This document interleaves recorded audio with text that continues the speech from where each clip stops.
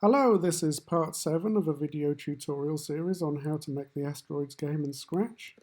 And what I'm going to concentrate on in this video is making it so that the rocks explode into smaller pieces when they get hit by a lightning bolt. And in order to do that, I'm going to just copy a large rock or duplicate it and make it into a smaller rock. So we'll just change the name. So I've got large rocks and small rocks. And in the costume, I'm going to make this a bit smaller. It's important not to make this too small because one of the ways in which a game like this can glitch is that if something is too small, then a lightning bolt might just step straight over the top of it when you're trying to shoot it. And actually the lightning bolt has to land on it in order to sense if it's touching the rock. So if it jumps straight over the top of it, the lightning bolt won't get deleted and neither will the rock. Now inside the code for the small rocks, it's mostly going to stay the same, but some things are going to change slightly, and it's not going to be generated with a flag click. Instead, it's going to be generated when the large rocks are hit by a lightning bolt. So inside the code for the large rocks, I'm going to adapt this here so that it makes some new smaller rocks when it gets hit. So I need a repeat, and I think I'm going to generate 4 new rocks, and so that's going to be making a clone of the small rocks. And I'll put that in there. So that happens just before the clone of the large rock gets deleted. All right, I'm just going to see how this works before I do anything else, and it'll give me a clue as to what else I need to do. All right, you can see that one of the things that's happening is the small rocks are being generated at the edge of the screen, rather than in the place where I want them, which is where the large rock used to be. So in order to do that, like I did with the rocket ship before, I need some new variables. So I'm going to make a rock X for all sprites and a rock Y. And those variables are going to be set to the position of the big rock just after it gets hit by the lightning bolt. So rock X and rock Y are going to be set to X position and Y position. Now back in the code for the small rocks, it's actually this routine here that decides where the rocks are going to be placed at the minute. So I'm going to remove that from there when it first starts as a clone, and instead it's simply going to go to rock X and rock Y.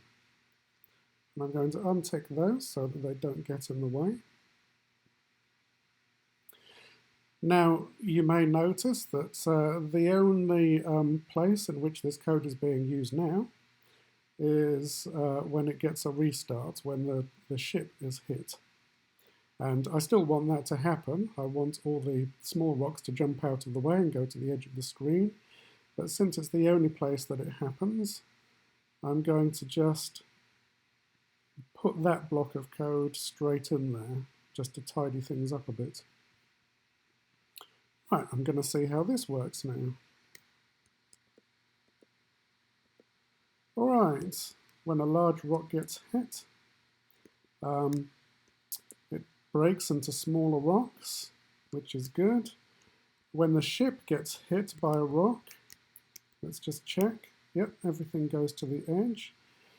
So a couple more things I need to do. Well, you can quite clearly see there that the small rocks are not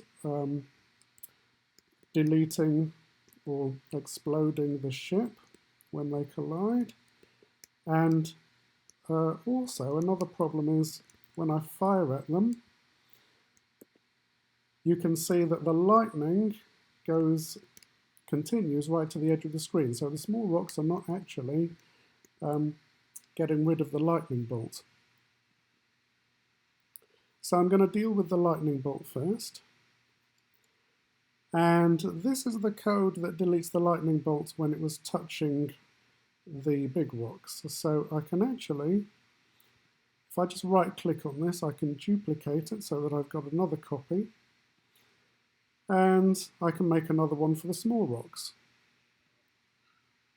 Now I'm just going to use this for now, and we'll see how it works. And then I'll show you how we can actually make that even more simple.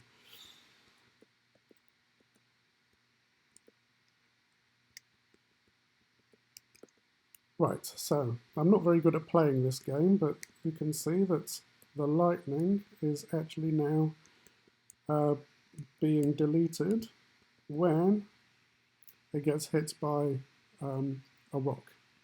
So that achieved the correct result there. But we've got 2 blocks of code that basically do very similar things here. So I'm just going to make them so that they're slightly more simple in getting the computer to read both of these conditions for the same piece of code, for the same block. So it's going to set hit to 1 if either it's touching the rocks or it's touching the small rocks. So this should do the same thing. Let's have a look. Right, I've got to hit a small rock. Yep. So, like I said, I'm not very good at playing this game, but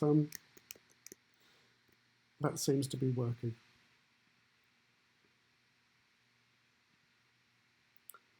So the other thing to do is make it so that when the small rocks hit the rocket ship,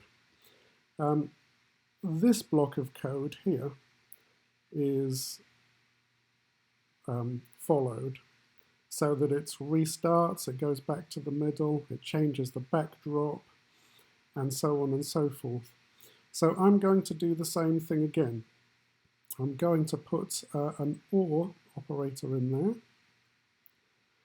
So it's going to do that if it's touching the rocks or it's touching the small rocks. So let's put that back. And I will see how that works.